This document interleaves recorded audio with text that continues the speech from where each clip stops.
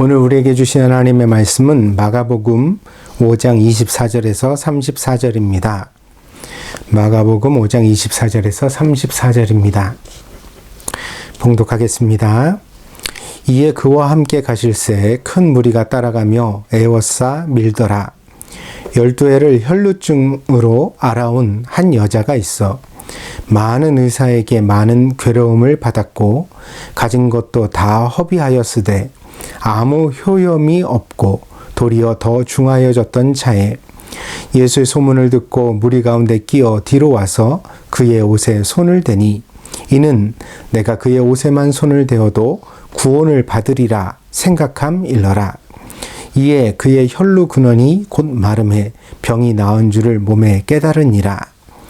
예수께서 그 능력이 자기에게서 나간 줄을 곧 스스로 아시고 무리 가운데서 돌이켜 말씀하시되 누가 내 옷에 손을 대었느냐 하시니 제자들이 여짜오되 무리가 애워싸 미는 것을 보시며 누가 내게 손을 대었느냐 물으시나이까 하되 예수께서 이 일 행한 여자를 보려고 둘러보시니 여자가 자기에게 이루어진 일을 알고 두려워하여 떨며 와서 그 앞에 엎드려 모든 사실을 여쭈니 예수께서 이르시되 딸아 내 믿음이 너를 구원하였으니 평안히 가라. 내 병에서 놓여 건강할지어다. 아멘. 드라마를 보면 가끔 빛나는 조연이 있습니다. 그 빛나는 조연의 연기가 주연을 압도하는 경우가 있지요. 대부분 연기력에서 그 차이가 도드라지게 되는데 주연을 맡은 사람은 유명한 이름과 잘생긴 외모로 조명을 받았지만 조연은 탄탄한 연기력과 독특한 개성으로 주목을 받았기 때문입니다. 그래서 사람들이 주목을 하고 이 빛나는 조연을 다시 보면 사실 이런 사람은 신인이 아닙니다. 많은 드라마에서 이미 스쳐가는 역할로 나왔었고 어려운 시절에 눈물의 빵을 삼키면서 연기의 자리를 굳게 지켜온 사람일 경우가 많습니다. 그래서 사람들은 처음에 그의 연기에 놀라고 그 다음에는 그가 지켜온 인생의 사연에 감동해서 그 이후로 이 사람이 대중의 선택을 받으며 인기를 얻게 되어서 한 걸음에 유명인으로 발돋움하는 그런 경우가 적지 않게 나오는 것을 볼 수 있습니다. 오늘 본문에 나오는 여인의 이야기도 그와 비슷합니다. 이 이야기는 마태, 마가, 누가의 복음에 모두 등장하는 이야기입니다. 그만큼 예수 그리스도의 복음을 이해하는 것에 있어 중요하게 다뤄지는 이야기라는 것을 알 수 있습니다. 그런데 오늘 우리가 읽은 마가의 본문이 가장 자세합니다. 보통 복음서의 기록을 우리가 순서대로 말할 때 마가복음이 가장 먼저 기록되고 그 다음에 마태와 누가의 복음이 기록된 것으로 그렇게 보고 있습니다. 그러니까 마태와 누가는 마가의 복음서를 이미 읽어볼 수 있었습니다. 그것을 읽어보고 참조하여서 자기들의 복음서를 기록했다고 그렇게 볼 수 있습니다. 그런데 오늘 우리가 읽은 이 본문의 이야기를 마태는 9장에서 다루는데 아주 간단히 요약을 했습니다. 그래서 본문의 이야기가 사실 4개 요절로 나와 있습니다. 4절밖에 안 됩니다. 그 내용이. 그리고 누가는 8장에서 이 본문의 이야기를 다루는데 조금 길게 설명됐습니다. 약 7개 절로 서술되어져 있습니다. 그러니까 이 마가도 다소 내용을 간추렸다고 할 수 있겠습니다. 그렇다면 마태와 누가는 이 본문의 이야기를 덜 중요하게 여겼던 것일까요? 왜 이렇게 간단하게 기록한 것일까요? 그 반대의 가능성이 훨씬 더 높습니다. 복음서는 서로 보완적입니다. 똑같은 이야기를 그냥 반복한 것이 아니라 각자가 자기의 시선과 강조점을 담아서 복음서를 기록했습니다. 그래서 이 마태, 마가, 누가복음을 공간복음이라고 하는데 그렇지만 이 공간복음은 서로 다르고 자기에게만 있는 독특한 이야기가 담겨져 있는 것입니다. 그런 점에서 오늘 우리가 읽은 본문이 마태, 마가, 누가의 복음서에 모두 등장한다는 사실은 저자들이 이 이야기를, 그러니까 본문의 이야기를 복음, 바로 예수 그리스도의 이야기에서 빼놓을 수 없는 중요한 것으로 여겼다는 것을 말해줍니다. 그러니까 이 마가복음에 이미 있는 것을 마태와 누가가 알았지만 그럼에도 불구하고 이 이야기를 다시 기록했다는 것은 중요하기 때문이라는 거죠. 다만 마태와 누가가 복음서를 기록할 즈음에는 이 본문이 모든 성도들에게 매우 잘 알려져서 더 이상 사람들에게 긴 설명을 해줄 필요가 없는, 그러니까 그렇게 설명하지 않아도 이 여자의 사정을 누구나 다 잘 알고 있었기 때문에 특별하게 더 길게 설명하지 않았을 가능성이 있습니다. 때문에 마태와 누가는 이 이야기를 간략하게 소개하되 핵심을 집어서 설명하려고 했던 것입니다. 그래서 우리가 이런 사정을 간파하고 나면 오늘 본문의 이야기가 예수님의 사역 그리고 복음을 이해하는 데 매우 중요한 이야기였다는 것을 다시 한번 확인해 볼 수 있습니다. 본문의 여인은 돌출적인 존재입니다. 사실 이야기의 전개는 회당장 야이로의 딸을 예수님께서 다시 살리시는 이 기적의 이야기, 그 사이에 이 여자의 이야기가 끼어져 있습니다. 시선에 따라서는 이 여자가 방해꾼으로 보일 수도 있습니다. 특별히 야이로의 입장에서 그럴 것 같습니다. 야이로가 지금 어떻죠? 자기 딸이 죽게 되었다가 죽었습니다. 그래서 그 죽은 딸을 살리기 위해서 예수님을 모시고 자기 집으로 가는 길입니다. 그러면 그 아버지의 마음이 얼마나 조급했겠습니까? 얼마나 간절했겠습니까? 그런데 예수님께서 이 여자로 인하여 중간에 길을 멈추셨으니까요. 가다가 그랬으니까 이 야이로의 입장에서는 이 여자는 조금 주책스런 어떤 방해꾼으로 보여줄 수도 있다는 것입니다. 이 여자는 정식으로 예수님께 치유를 요청하지도 않았고 많은 군중들이 예수님과 함께 회당장 야이로의 집으로 이동하는 중에 갑자기 허락도 받지 않고 슬며시 예수님의 옷깃을 만지는 것으로 자신의 평생의 불치의 병을 치료했던 것입니다. 결국 이 여자로 인하여 회당장 야이로의 집으로 향하던 예수님의 발걸음이 길 도중에 멈춰 섰습니다. 그리고 예수님은 이 여자를 찾으셨습니다. 찾으셨을 뿐 아니라 여자를 앞으로 나오게 하셔서 그의 모든 사연을 들으셨습니다. 그리고 이제 이야기의 마지막에는, 오늘 우리가 읽었던 본문의 마지막에는 예수님께서 이 여자를 축복하시죠. 이 모든 과정이 시간이 걸렸을 것입니다. 때문에 야이로에게 집중했던 사람들에게는 오히려 이 여자가 방해꾼으로 여겨졌을 가능성이 있습니다. 역설적이게도 본문의 교훈은 바로 이 본문의 메시지는 바로 이 의외성에서 나옵니다. 예수님의 시대나 지금이나 우리 주변에는 얼마나 많은 사람들이 고치지 못하는 질병으로 인하여 고통하고 있습니까? 사람이 당하는 많은 시련 가운데서 특별히 몸이 아픈 것처럼 혹독한 시련이 없습니다. 뭐 취직이 안 되거나 돈이 없거나 뭐 인간관계 어려움을 당하는 것들은요, 고뇌는 하지만 그러나 일상의 삶을 그렇게 방해받지는 않거든요. 그리고 사실 겪다 보면 헤쳐나갈 수 있습니다. 그런데 이 몸이 아프면 사람이 아무리 좋은 음식이 있고 좋은 옷이 있어도 배부르지 않고 따뜻하지 않잖아요. 이 아프다는 것보다 더 큰 시련이 사실 없습니다. 몸은 마음의 그릇입니다. 때문에 몸이 건강하지 못하면 마음도 건강하기가 힘이 듭니다. 본인만 그런 것이 아니라 환자의 가족들까지 마음에 멍이 드는 경우가 참 많습니다.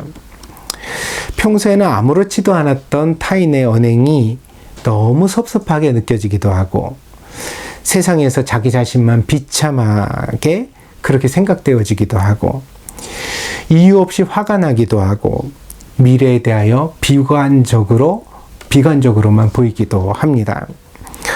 그래서 아픈 환자를 향하여 긍정적이 되라는 충고는 사실 맞는 말입니다. 왜냐하면 긍정적이 돼야 병도 이길 수 있고 또 그 고통도 좀 덜어지거든요. 그런데 환자에게 이런 말을 하는 것이 사실 폭력적일 수도 있습니다. 왜냐하면 긍정적이고 싶지 않아서 부정적인 것이 아니라 몸이 아프면 저절로 사람은 부정적인 기운에 감싸이게 되기 때문입니다.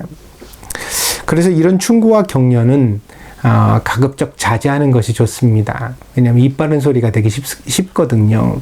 그러니까 욥의 고통을 위로하기 위해서 찾아왔던 세 친구가 오히려 욥을 도발하고 욥에게 어떤 마음의 상처를 주었던 그런 이야기를 우리가 성경에서 읽지 않습니까? 그래서 이 섣부른 이 어떤 충고와 섣부른 어떤 위로는 오히려 고통을 만난 사람을 매우 더 힘들게 할 수도 있다는 사실을 우리가 꼭 명심해야 되겠습니다. 그래서 이 고통을 당한 사람의 곁에 있을 때는 되도록 말을 아껴주는 것이 좋습니다. 그리고 아주 간절하게 그리고 진심으로 위하여 기도해 준다면 오히려 우리가 좋은 위로자가 될 수 있지 않을까 생각해 봅니다. 복음은 해방의 소식입니다. 첫째로 죄에 대한 해방이고, 둘째로는 마귀의 권세에서의 해방이고, 셋째는 모든 고통에서의 해방입니다. 근데 이 세 가지는 열매와 줄기와 뿌리와 같은 것입니다.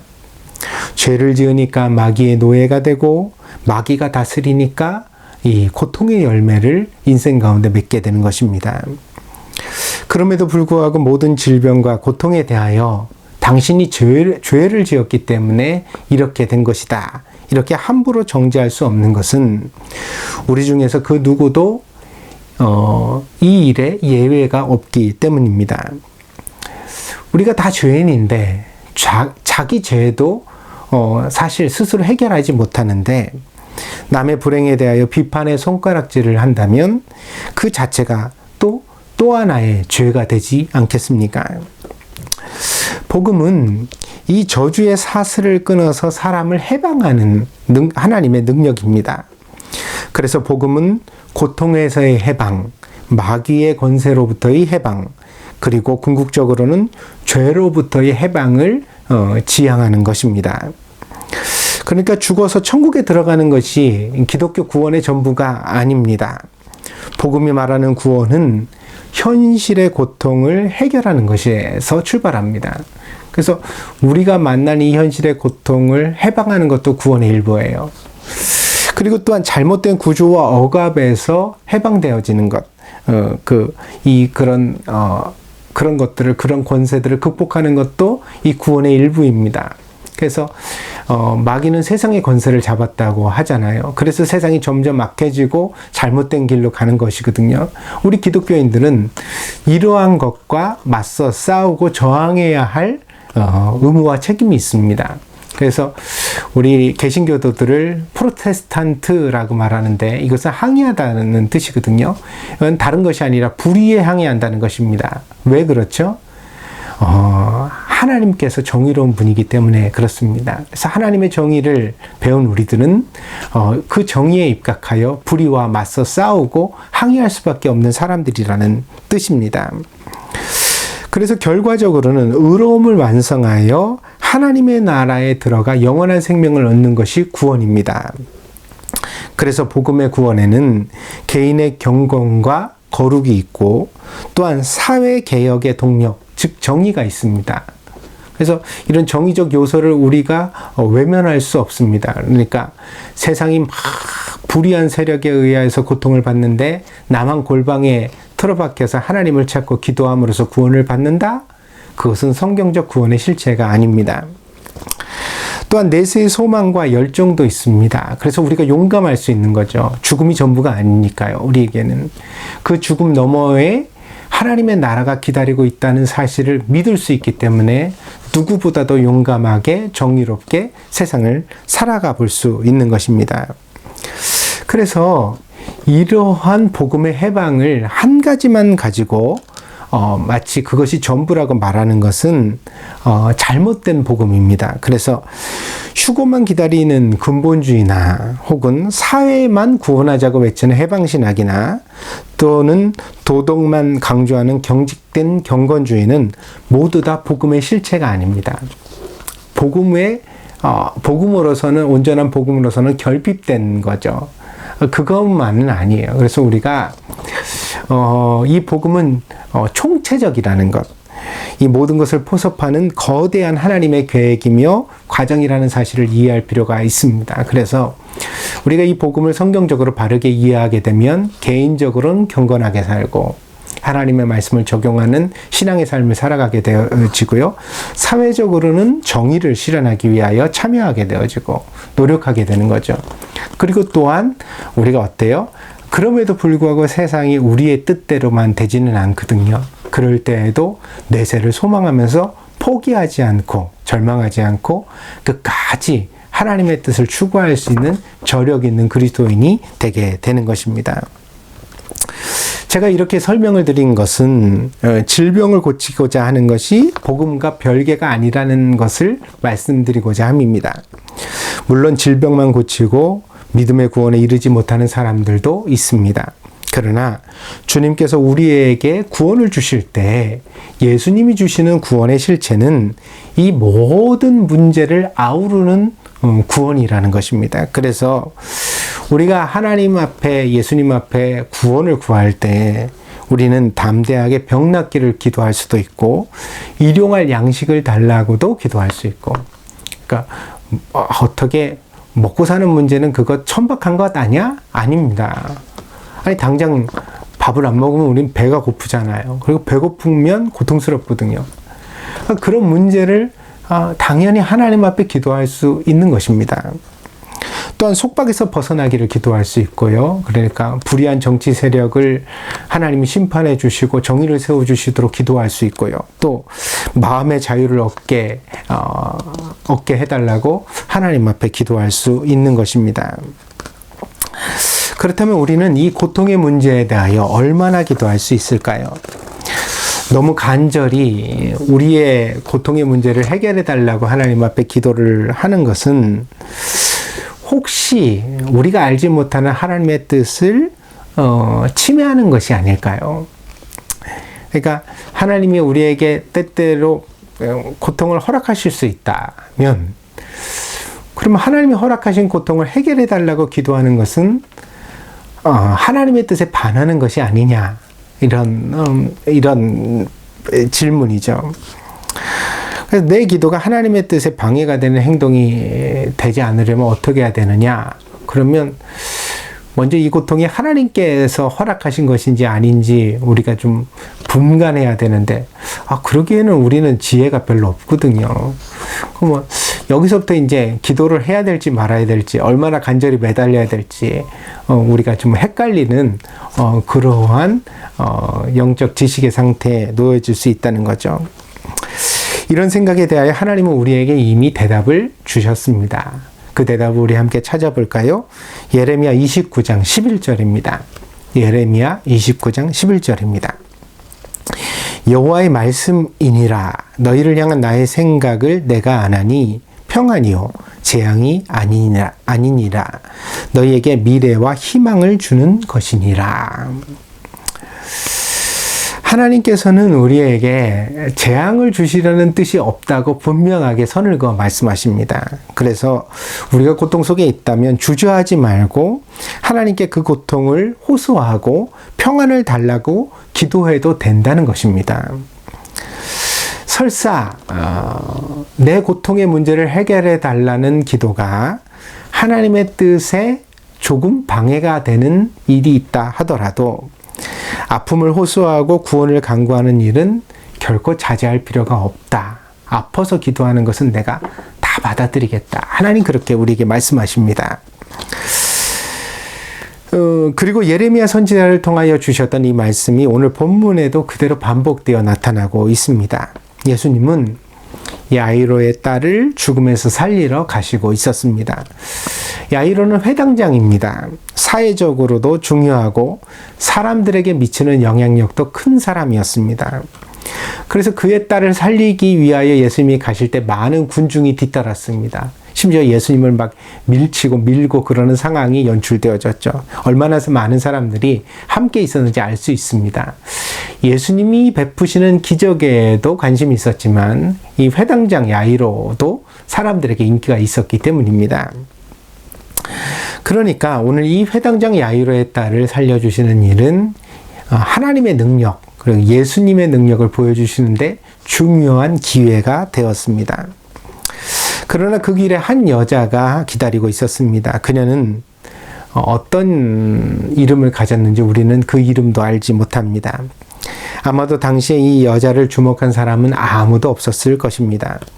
때문에 그녀가 12해나 12년이나 하혈을 하는 병을 앓았다는 사실도, 또 그녀가 예수님의 옷깃만 만져도 자기의 병이 나을 것이라는 그런 강력한 열망과 믿음을 가졌었다는 사실도 사실은 당시에는 아무도 알지 못했습니다. 모두 다 그녀를 통하여 우리가 전해 듣게 된 사실입니다. 그녀는 철저하게 사회적인 엑스트라였습니다. 무명이었고 언제나 사람들의 배경 속에 숨어 있는 여자였습니다. 그런데 예수님께서 오늘 본문에서 이 여자를 조명 아래로 끌어내십니다.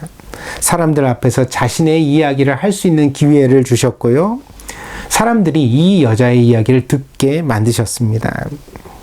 예수님은 이 여자의 이야기가 필요하셨던 것입니다. 유명하고 명망 있고 사회적으로 존경을 받는 사람만, 인품이 훌륭한 사람만 고통 속에서 호소할 때 하나님이 들으시는 것이 아니라는 것입니다. 누구라도 하나님은 그 고통을 돌보고 구원해 주시기를 원하신다는 사실을 오늘 예수님은 이 여자를 통하여 우리들에게 말씀하시기를 원하셨던 것입니다. 고통에는 눈이 없습니다. 고통은 사람을 가리지 않습니다. 지위가 높다고 질병이 피해가는 것이 아닙니다. 이번 코로나 상황을 되돌아보시기 바랍니다. 미국의 대통령도 걸렸었죠. 영국 총리도 이 바이러스에 감염됐었습니다.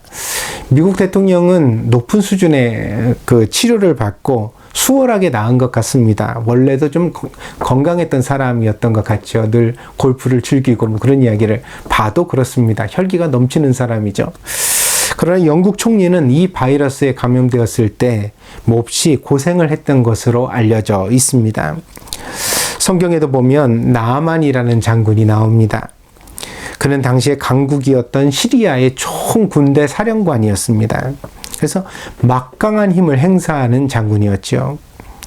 그러나 이렇게 지위가 높고 힘 있는 권세가 있는 사람이었지만 나아만에게 문둥병이라는 불치의 병이 발병했습니다.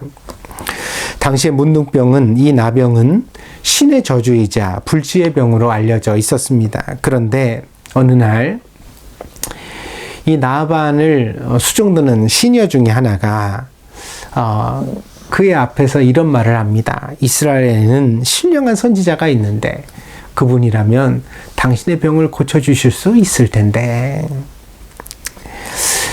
선지자가 병을 고친다는 이 시녀의 고백은 하나님께서 이 나아만의 병을 고치실 수 있다는 믿음의 확신이었던 거죠. 그런데 이 이야기를 우연히 나아만이 듣게 된 것입니다. 나아만은 즉시로 예물을 준비하여 자신의 병을 고치기 위하여 먼 길을 떠났습니다. 그는 자기의 병을 고치기를 간절히 원했습니다. 그러나 이 나아만이 찾아갔던 이스라엘의 왕은 하나님께서 문둥병을 고쳐주실 것이라는 믿음의 확신이 없었습니다. 그래서 그는 절망하고 두려워 떨었고요. 자기가 함정에 빠지게 되었다고 한탄을 했지요. 그러나 이스라엘의 선지자 엘리사는 이 위기를 담대하게 맞았습니다. 엘리사는 그 왕에게 사람을 보내서 나아만을 자기에게 보내라고 그렇게 권했지요. 그래서 이 나아만이 엘리사를 방문하자 엘리사는 자기의 시종을 내보내서 이 나아만에게 치료의 방법을 알려주었습니다. 요단강에 들어가 7번 몸을 담그라는 것입니다. 이 방법은 나아만을 급노하게 만들었습니다. 너무 단순하고 너무 어리석은 방법이었기 때문입니다. 천하의 명약도 소용이 없는 불치의 병에 걸렸는데 깨끗하지도 않은 강에 가가지고 노천역을 하라. 7번 몸을 담가라. 그러면 문둥병이 고침을 받을 것이다. 이 말을 누가 믿을 수 있겠습니까? 열왕기하 5장 11절 12절은 이 부분을 이렇게 기록합니다. 나아만이 노하여 물러가며 이르되 내 생각에는 그가 내게로 나와 서서 그의 하나님 여호와의 이름을 부르고 그의 손을 그 부위 위에 흔들어 나병을 고칠까 하였도다.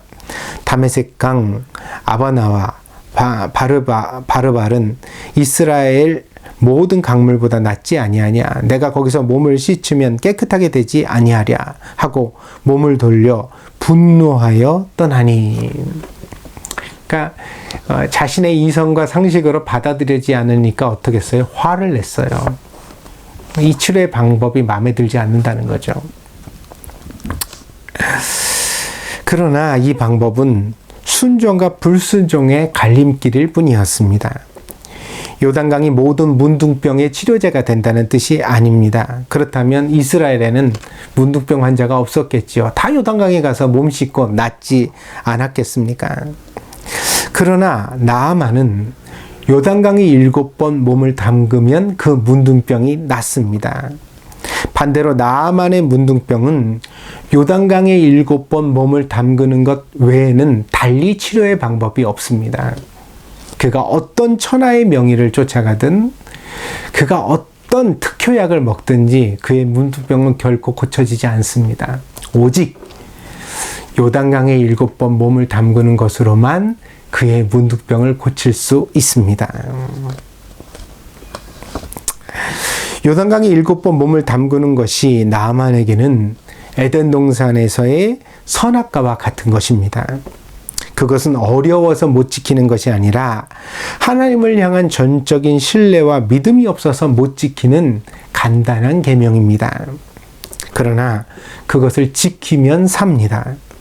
선악과 자체가 중요한 것이 아니라 하나님의 말씀에 대하여 순종할 것이냐 불순종할 것이냐, 그 갈림길 가운데서의 선택이 우리를 살리기도 하고 죽이기도 하는 것입니다. 그래서 조금 더 이 이후의 이야기를 제가 읽어 보겠습니다. 열왕기하 5장 13절 14절입니다. 그의 종들이 나와서 말하여 이르되 내 아버지여, 선지자가 당신에게 큰 일을 행하라 말하였다면 행하지 아니하였으리이까 하물며 당신에게 이르기를 씻어 깨끗하게 하라 함이리이까 하니, 나아만이 이에 내려가서 하나님의 사람의 말대로 요단강에 7번 몸을 잠그니 그의 살이 어린아이의 살같이 회복되어 깨끗하게 되었더라. 어때요? 순종하니까 살았습니다. 순종하니까 고쳐졌습니다. 고통에는 눈이 없다고 말씀을 드렸습니다. 착한 사람, 악한 사람 가리지 않습니다. 높은 사람, 천한 사람 가리지 않습니다. 지적인 사람, 무식한 사람 가리지 않습니다. 고통은 모든 사람을 찾아오고 모든 사람을 가난하게 하고 절박하게 만듭니다.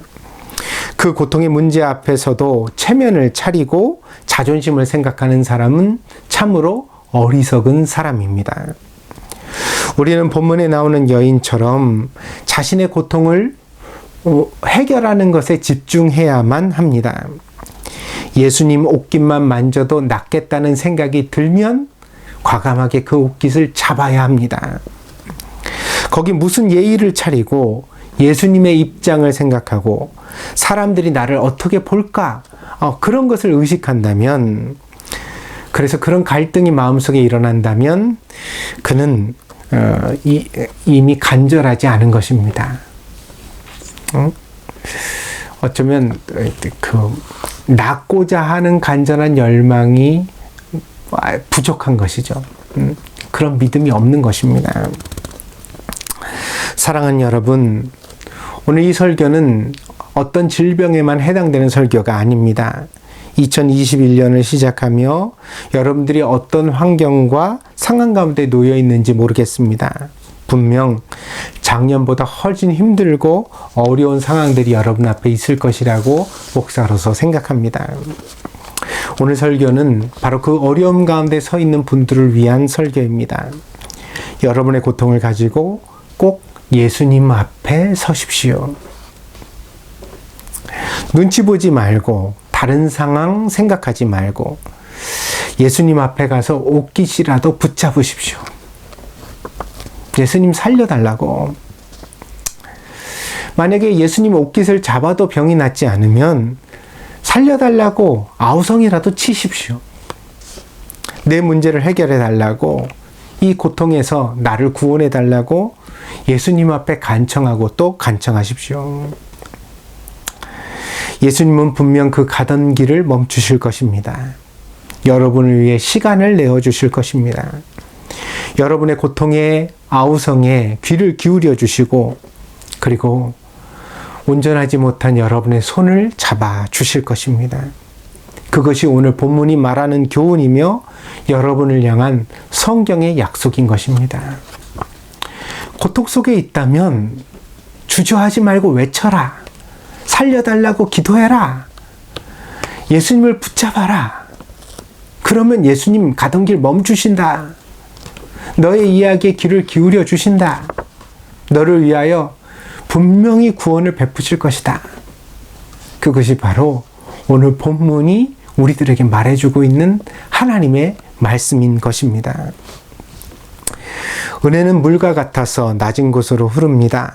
우리가 무력할수록 하나님은 강하게 우리를 붙들어 주시고, 우리가 그 은혜를 갚을 수 없을 때 오히려 더 넘치는 사랑을 부어 주십니다. 하나님은 여러분의 가난한 마음을 가장 귀하게 여기시는 하나님이십니다. 주님께 나아가는 자는 반드시 나만의 교훈을 명심해야 하겠습니다. 자신의 경험과 지혜와 상식을 의지하면 결코 하나님의 도우심을 받지 못할 것입니다. 예수님께서도 그런 사람을 위하여 발걸음을 멈추지는 않으실 것입니다. 그러나 예수님만 의지하면, 그렇게 간절하면 반드시 예수님께서 그에게 구원을 주실 것입니다. 그 구원이 어떻게 어디서 오는지 저는 알지 못합니다.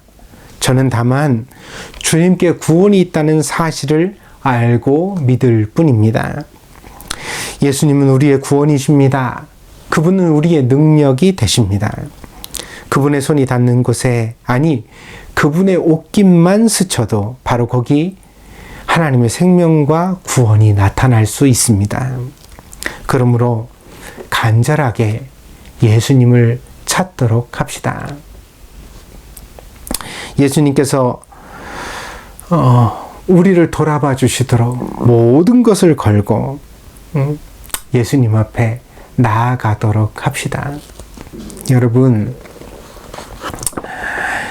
오늘 예수님의 옷깃을 붙잡았던 이 여인과 같이 간절한 마음으로 하나님 앞에 나아갈 수 있기를 바랍니다. 그리고 하나님이 인도하시는 대로 정말 겸손한 마음으로 받아들일 수 있는 믿음이 있기를 바랍니다. 그러면 여러분 인생 가운데 당한 그 어떤 고통의 문제라도 반드시 하나님께서 구원의 길로 인도하여 주시고 해결하여 주실 것입니다. 오늘 동경트림교회 모든 교우들에게 이 구원과 자유가 있기를 축복합니다. 기도하겠습니다. 복되신 주님, 오늘 저희가 마음과 뜻과 정성을 다해 하나님 앞에 예배드리며 예수님의 옷깃을 잡았던 한 여인의 이야기를 마음에 새깁니다. 고통 속에 있다면 주저하지 말아라. 가장 간절한 마음으로 예수님을 붙잡아라. 그러면 예수님 가던 길을 멈추시고 너의 사연의 길을 기울여 주시고 너를 위하여 기꺼이 능력을 베풀어 주실 것이다. 특별히 너를 위하여 평안을 빌고 구원의 축복을 해 주실 것이다. 오늘 본문은 우리에게 그렇게 약속하고 있습니다. 주님, 오늘 우리가 그렇게 간절한 마음으로 예수님을 찾게 하여 주시옵소서. 사랑하는 성도들, 어떤 환경과 여건 가운데 있든지 간에 낙심치 않게 하시고 하나님께 구원의 해답이 있다는 확신을 가지고 믿음으로 나아갈 수 있는 복된 성도 되게 하셔서 2021년 한 해가 사랑하는 성도들에게 꼭 응답의 한 해가 되게 하여 주시옵소서. 하나님의 구원의 한 해가 되게 하여 주시옵소서. 하나님의 큰 구원을 경험하고 믿음으로 하나님을 찬양하며 감사하며 살아가는 복된 성도들 되게 하여 주시옵소서. 감사를 드리며 모든 말씀 예수 그리스도의 이름으로 기도하였습니다. 아멘.